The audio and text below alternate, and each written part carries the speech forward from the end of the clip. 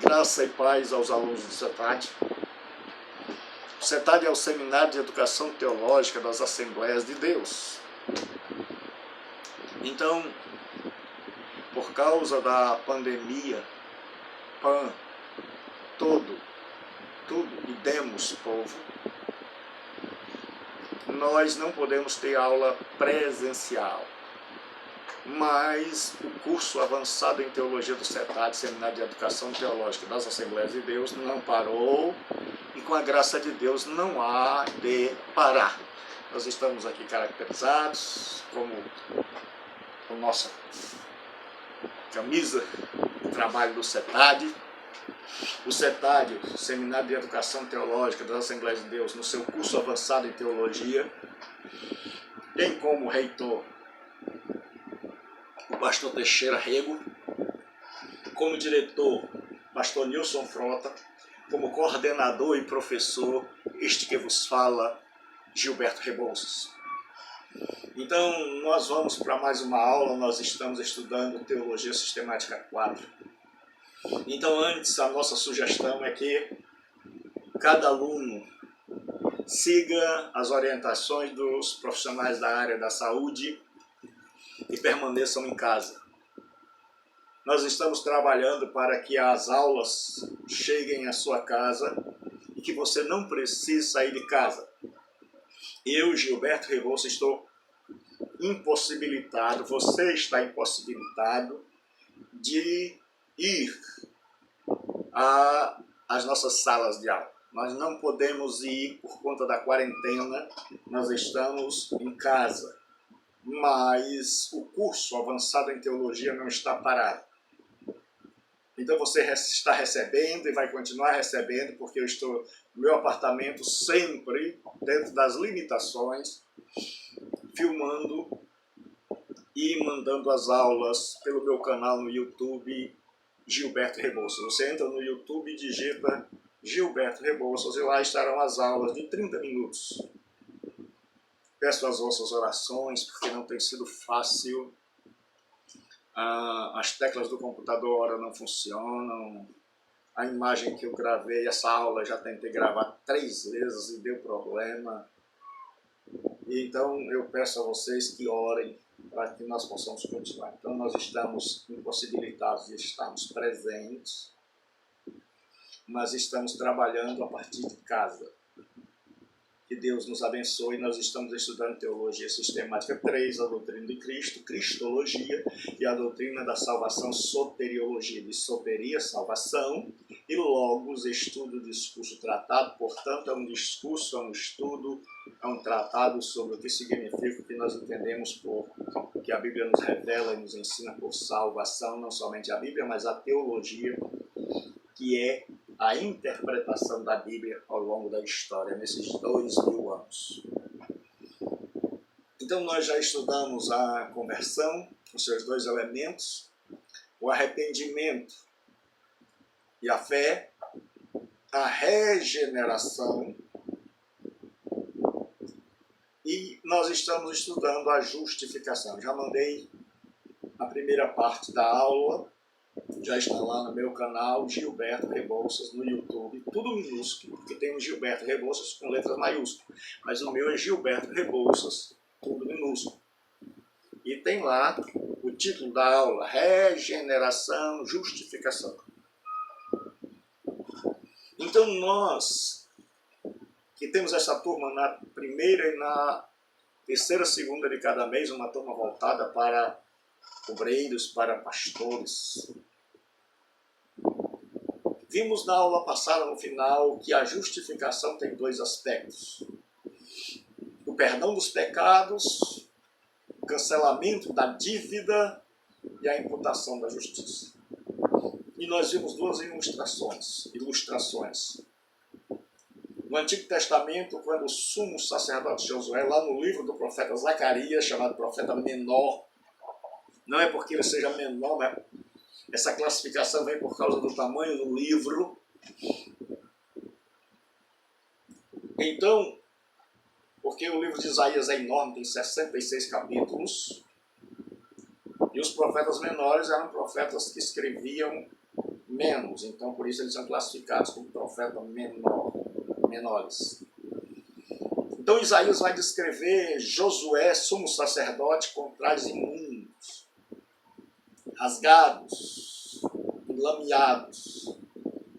Provavelmente o sumo sacerdote estava em jejum pela nação que havia retornado do cativeiro e estava imunda, porque o juízo de Deus fez com que a Assíria, no ano 722, levasse o reino do norte de Israel, a parte norte, com suas 10 tribos, e no ano 586, que a Babilônia levasse o reino do sul, cativos. E eles passaram lá 70 anos, arredondado. E quando eles voltam imundos. E o sumo sacerdote está rogando pela nação, e o diabo está ali para se opor. E o Senhor diz, o Senhor te repreenda, porque esse é um tição tirado do fogo. Então ordena que tirem as vestes sujas e vistam com veste nova e colocam um turbante de sacerdote na meio. Então, a nação de Israel tinha voltado imunda. O sumo sacerdote estava imundo. E agora Deus manda tirar as vestes sujas. Que significa o perdão dos pecados. E manda também que vistam vestes novas, que significa a imputação da justiça. Então Deus não apenas nos perdoa, mas Ele coloca sobre nós a justiça de Cristo. Então quando Ele olha para mim e para você, Ele não vê a nossa justiça, mas Ele vê a justiça de Cristo em mim e em você. E no Novo Testamento, tem o exemplo clássico dos dois aspectos da justificação. O cancelamento da dívida e a imputação da justiça. Então, nós já vimos no Antigo Testamento que tirar a veste do sumo sacerdote velha, imunda, era o cancelamento da dívida e o perdão dos pecados.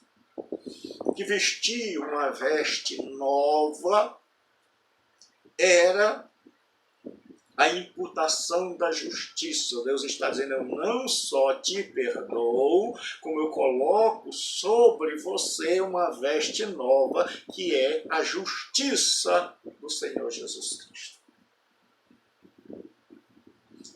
E no Novo Testamento, um escravo chamado Onésimo foge de seu senhor, chamado Filemon, que era discípulo de Paulo. E por providência de Deus, esse escravo é preso e cai na cela de Paulo, onde Paulo também está preso. Paulo o evangeliza, ele conhece a Deus, e Paulo, tomando ciência da situação, quando ele é liberto, o envia de volta com uma carta. E nesta carta, Paulo diz o seguinte: se ele te fez algum dano ou se te deve alguma coisa, põe na minha conta. Isso é cancelamento da dívida. É o que Jesus diz ao Pai: Pai, se ele te fez algum dano, se ele te deve alguma coisa, e olha que nós devemos demais, nós temos uma dívida humanamente impagável. Que o único ser que pode pagar é Jesus Cristo. Põe na minha conta, e Deus pôs na conta de Jesus Cristo e Ele pagou o meu pecado. E Paulo continua dizendo, recebe-o como a mim mesmo. Paulo está dizendo, não quero apenas que você perdoe, porque naquela época o dono tinha direito até de matar o escravo fujão, porque o escravo não era considerado gente, era objeto, era uma coisa, era coisificado. Então, agora Paulo disse, eu não quero apenas que você o perdoe, eu quero que você o receba e o trate como receberia e como trataria a mim mesmo. Então isso é justificação. Quero sugerir esse livro de palestra em teologia sistemática, é um dos livros que eu uso para pesquisar. né? Eu sei que muita gente vai quase morrer de coração aí, mas nós estamos aqui para continuar estudando a justificação. Então, na justificação tem dois aspectos. Número 1, perdão. Número 2, imputação da justiça. Se te fez alguma coisa, diz Paulo, coloca na minha conta. Em segundo lugar, receba-o, trate-o como trataria e como receberia a mim mesmo. É assim que Deus nos trata. Pois Jesus diz, Pai, se eles te fizeram alguma coisa, o Senhor colocou na minha conta e eu paguei. E Jesus diz, Pai, os trate como trata a mim. Bendito seja Deus. Bendito seja o Senhor Jesus Cristo. Os métodos da justificação. A justificação é pela graça, mediante a fé. A palavra graça quer dizer favor imerecido. É a palavra caris. Favor imerecido, porque pela graça sois salvos, mediante a fé. Isto não vem de vós, é dom de Deus. Porque pela graça, é da graça bendita de Deus, é essa graça que nos atinge, é esta graça que nos transforma. Pela graça sois salvos. No original grego tem um particípio sozomenoi, que significa estais sendo salvos, estais sendo transformados. Porque nós já vemos que salvação tem princípio, meio e fim. Que nós, no passado, fomos salvos da condenação do pecado, através da justificação. No presente, nós somos salvos do domínio e do poder do pecado, através da santificação. E no futuro nós seremos salvos da presença do pecado, quando Jesus vier e nos levar para a glória, através da glorificação. Então a justificação é pela graça, é um favor imerecido de Deus. Ele podia nos condenar, mas optou, preferiu, escolheu me salvar. E a justificação é sempre pela fé, tanto no Antigo Testamento, na Bíblia hebraica, a Tanakh, quanto no Novo Testamento. E Paulo vai nos mostrar que no Antigo Testamento a justificação não era, porque havia uma discussão teológica em como o homem se justificava diante de Deus. Então, a tradição judaica dizia que o homem se justificava pela observância da lei. A tradição cristã diz que o homem é justificado pela fé, porque acredita que é impossível a um homem caído guardar a lei de Deus na sua inteireza. Então a justificação, Paulo vai mostrar que nunca foi pela lei, porque a lei é como se fosse um instrumento para diagnosticar, um aparelho para diagnosticar.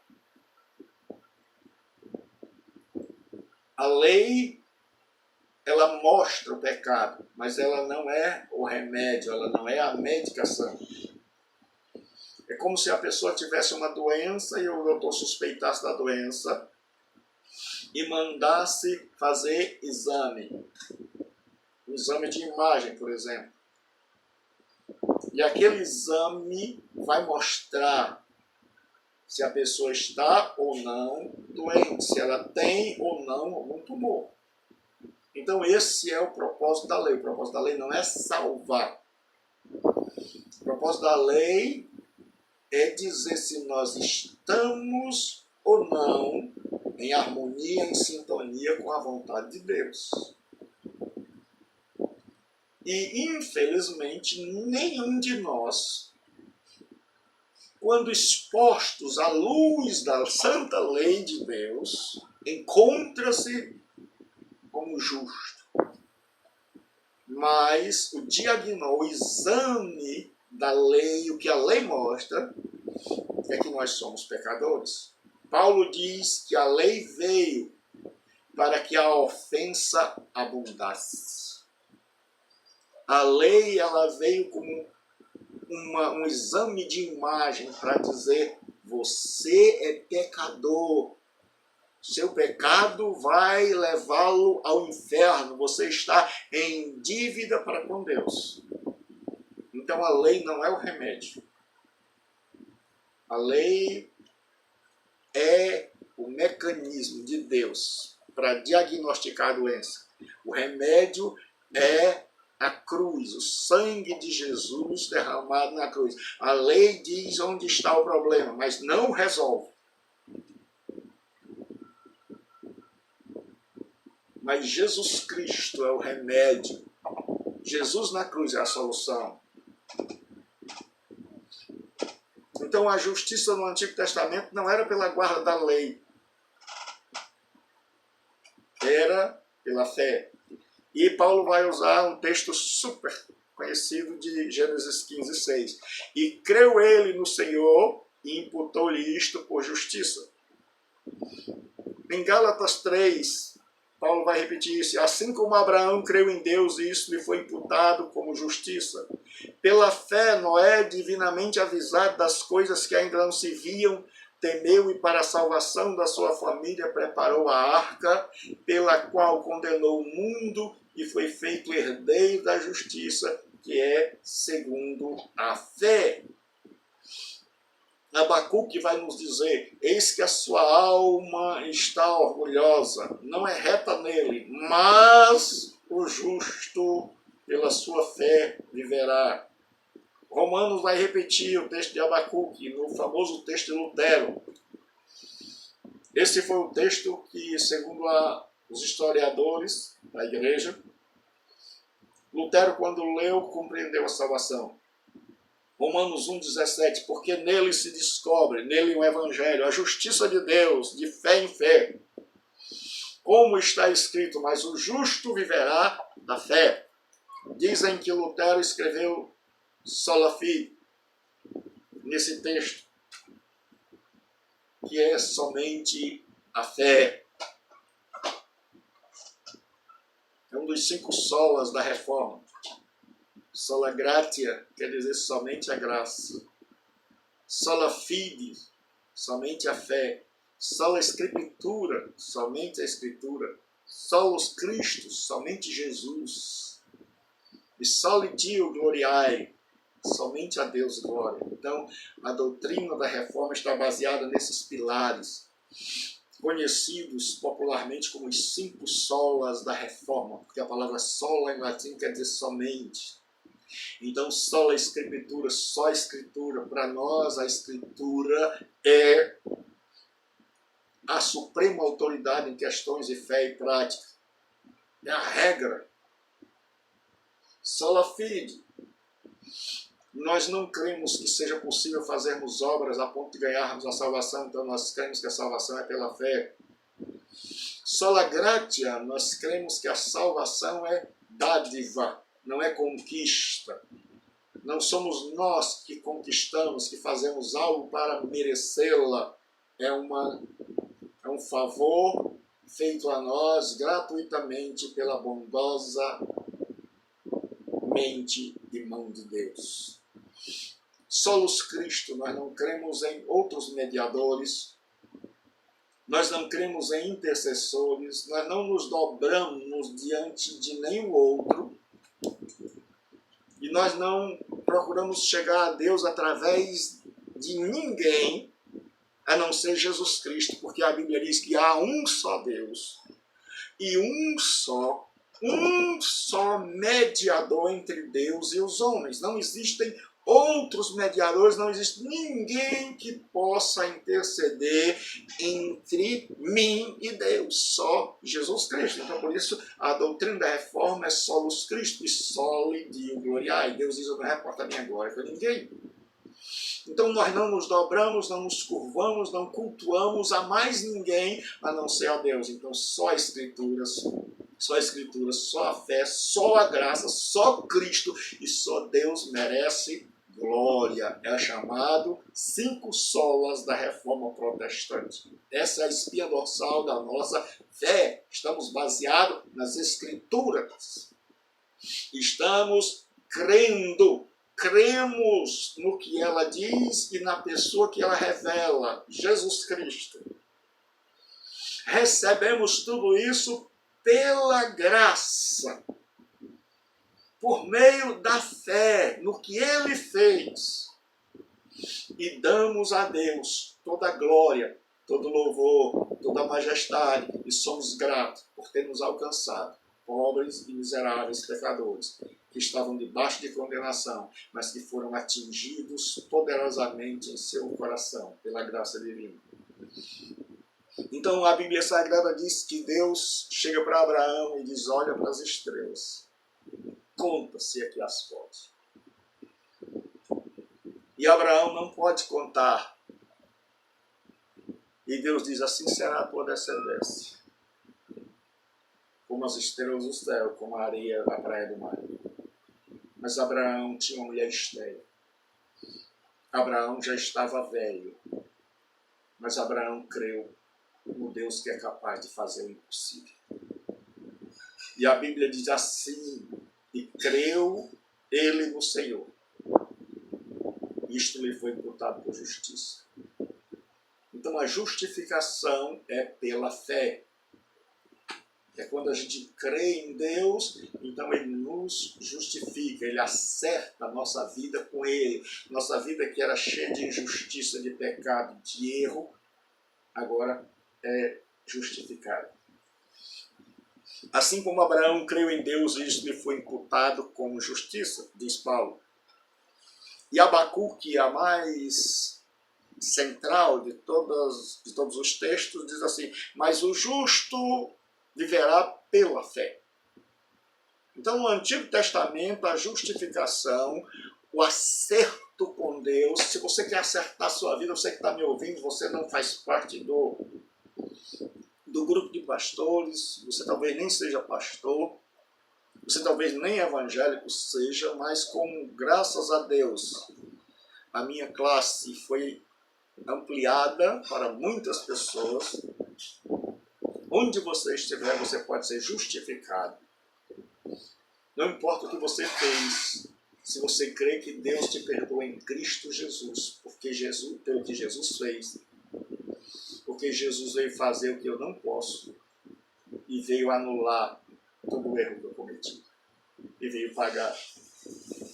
Então a justificação é pela fé o justo viverá. Porque isso é uma resposta a Abacuque. Vinha os caldeus para destruir. Os caldeus iam marchando pela terra, destruindo nação após nação.